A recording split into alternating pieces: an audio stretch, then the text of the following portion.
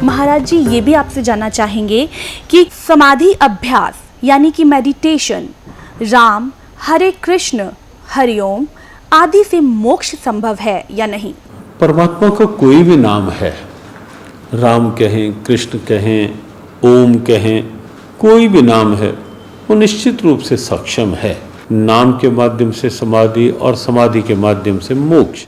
प्रभु जी, यहाँ एक और है जहन में हमारे सवाल कि समाधि अभ्यास यानी कि मेडिटेशन राम, हरे कृष्ण, हरि ओम आदि से मोक्ष संभव है या नहीं? ये तो बहुत उत्तम स्थिति है, लेकिन समाधि कैसे होगी जब मन हमारा भौतिक वस्तुओं में उलझा हुआ है? समाधि कैसे होगी?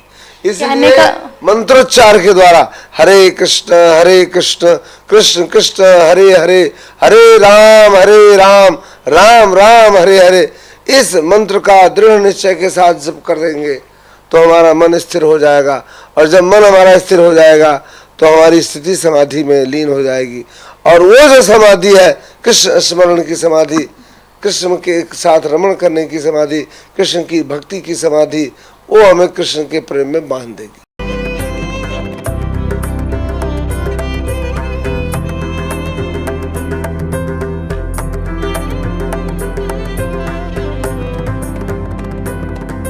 पवित्र हिंदू धर्म में जितने भी पुण्यात्मा हैं, अब गीता जी को सिरोधार्य मानते हैं और नाम जपते हैं, हरे राम हरे कृष्ण, राधे राधे श्याम मिला दे, ओम नमः शिवाय, ओम भागवते वासुदेव नमः, एवं नमः। ये पता नहीं कितने मंत्र बना रखे।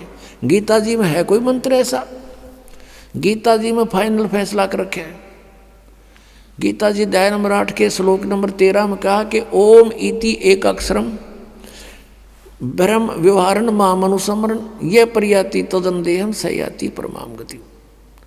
मुझ ब्रह्म का, माम ब्रह्म, मुझ ब्रह्म का केवल ओम इति एक अक्षरम, ये ओम एक अक्षर है, नथिंग एल्स, और कुछ नहीं।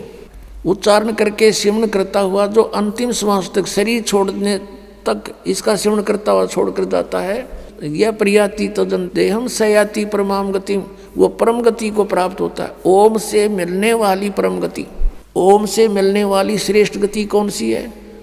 ब्रह्मलोक प्राप्ति, क्योंकि ओम ब्रह्म का मंत्र है। गीता जी अध्याय नंबर 7 के श्लोक नंबर 18 में गीता ज्ञानदाता ब्रह्म श्री कृष्ण जी में बोल रहा है। वो कह रहा है कि मेरी गति में ये उदार आत्मा है तो अच्छी, लेकिन ये मेरे वाली घटिया गति में ही आश्रित रही। ओम से मिलने वाली जो सुविधा है, मोक्ष है जितना, कहते यो तो व्यर्थ है, घटिया है, अनुत्तम है। अनुत्तम क्यों है? क्योंकि गीता ज्ञानदाता स्वयं कह रहा है चौथे अध्याय के 5वें और 9वें श्लोक में, दूसरे अध्याय के 12वें श्लोक में, 10वें अध्याय के दूसरे श्लोक में, अर्जुन तेरे और मेरे बहुत जन्म हो चुके हैं, तू नहीं जानता मैं जानता हूं। तो इसी से दे के जन्म मृत्यु ब्रह्म की भी और पुजारी भी फिर दुखी जन्म और मृत्यु जैसा दुख नहीं पृथ्वी पर। इसलिए गीता ज्ञानदाता 18वें अध्याय के 62वें श्लोक में कहता अर्जुन तू सर्वभाव से उस परमेश्वर की शरण में जा, उसकी कृपा से ही तू परम शांति को और सनातन परम धाम को प्राप्त होगा।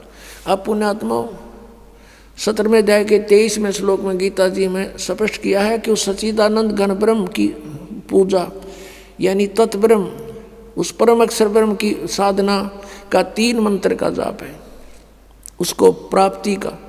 ओम तत्सत, ओम ब्रह्म का सरपुरुष भी कहते हैं इस ब्रह्म को, और तत् अक्षर पुरुष का वो सांकेतिक है, और सत जो है परम अक्षर ब्रह्म का। इनकी मजदूरी करनी है।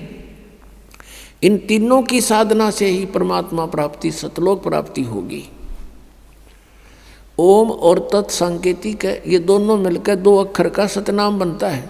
और तीसरा वो सार नाम है जो सत कहा है गीता जी अध्याय नंबर 17 के श्लोक 23 में।